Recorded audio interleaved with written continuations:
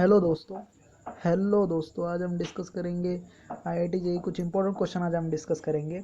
हमारी सीरीज चल रही है, हम आरडी शर्मा के अनसॉल्व्ड क्वेश्चन और चैप्टर टेस्ट डिस्कस करने वाले हैं। तो देखो, फर्स्ट क्वेश्चन है, if the interior angle of a polygon are in AP with common difference 5 degree and smallest angle is 120 degree, then the number of sides of polygon is.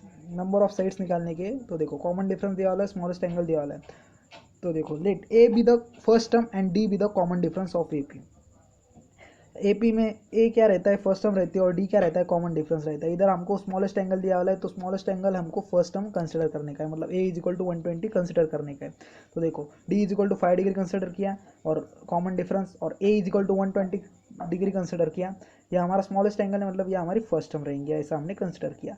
Since the sum of all inter angle of polygon of n side is sum of all inter angle of polygon of n sides. ये क्या रहती है, n sides of polygon inter angle का ये रहता है n-2 into 180। ये standard formula है इंटर एंगल ऑफ पॉलीगॉन का ऑफ एन साइड्स। तो देखो, ये इधर लिखा, उसके बाद हमने क्या किया, 180 से अंदर मल्टीप्लाई किया, तो क्या आएगा 180 n माइनस 360 बराबर है। यह हो गया अपनी sum of inter angle of polygon.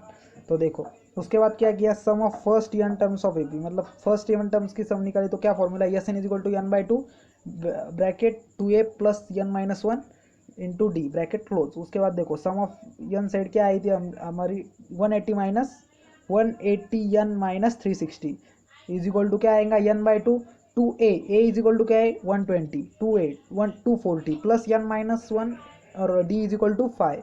तो देखो, इसके बाद देखो, यहाँ पे हमने n/2 5 कॉमन निकाला, इधर से 5 कॉमन निकाला इधर से, तो इधर क्या आएगा 36 n माइनस 72, और इधर क्या आएगा, इधर आएगा 48 प्लस n-1। उसके बाद ये इधर 2 को इधर भेजा और इधर मल्टीप्लाई किया 2 से, तो क्या आएगा 72 n माइनस 144। उसके बाद इधर क्या आएगा n स्क्वायर, n से अंदर मल्टीप्लाई किया, तो क्या आएगा n स्क्वायर प्लस 47 n। उसके बाद इधर हमने ये 72 n है, इधर प्लस में, तो इसको लेफ्ट साइड में लेके आए, तो इधर माइनस हो जाएगा, तो माइनस 72 n, और इधर प्लस 144 है, इसको लेफ्ट साइड में लेके आएंगे, तो इधर प्लस 144 हो जाएगा। इसको सॉल्व किया तो n square minus 25 n plus 144 आएगा। उसके बाद इसका फैक्टर गिरा है, तो n इज इक्वल टू 16,9 इसके फैक्टर आएंगे। तो देखो, उसके बाद for n is equal to 16 the last term of AP is more than 180 degree. देखो, inter angle of polygon is less than 180 degree. हमेशा पॉलीगॉन के इंटर एंगल क्या रहते हैं, लेस देन 180 रहते हैं। ये कंसेप्ट आप ध्यान रखो। Sum of inter angle of polygon of n sides, ये भी हम आप याद रखो, n-2 इंटू 180।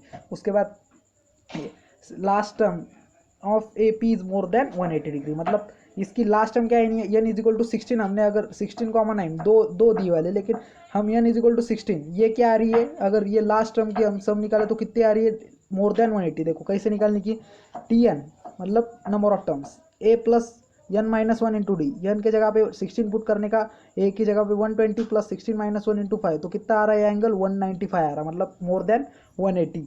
इसका मतलब ये इंटर एंगल नहीं है, मतलब ये n इज इक्वल टू 16, ये लास्ट टर्म नहीं हो सकती, मतलब सम ऑफ n टर्म्स में 16 नहीं आ सकता, मतलब n is not equal to 16, मतलब n is not equal to, मतलब ये नहीं आ रहा है, इसलिए ये नहीं है। सिर्फ n is equal to 9 put किया, तो क्या आ रहा है, हमारा एंगल 160 डिग्री आ रहा है। क्या आ रहा है, 160 डिग्री, मतलब ये लेस देन 180 डिग्री, इसलिए n इज इक्वल टू 9 तक ही है, मतलब नंबर ऑफ साइड्स क्या है, 9। Second option is correct. आप फर्स्ट ऑप्शन पे टिक कर सकते थे, क्योंकि 9 और 16 दीवार, लेकिन नहीं, आपको चेक करना पड़ेगा, इंटर एंगल की सम हमेशा लेस देन 180 डिग्री रहती है, इसलिए सेकंड ऑप्शन इज करेक्ट। इसमें आपको देखो, दो कॉन्सेप्ट याद रखने के हैं। फर्स्ट है, sum of all inter angle of polygon of n side क्या रहता है, n-2 इंटू 180। उसके बाद इंटर एंगल की सम लेस देन 180 रहती है। ये दो कंसेप्ट आप याद रखिए, बहुत इंपॉर्टेंट है।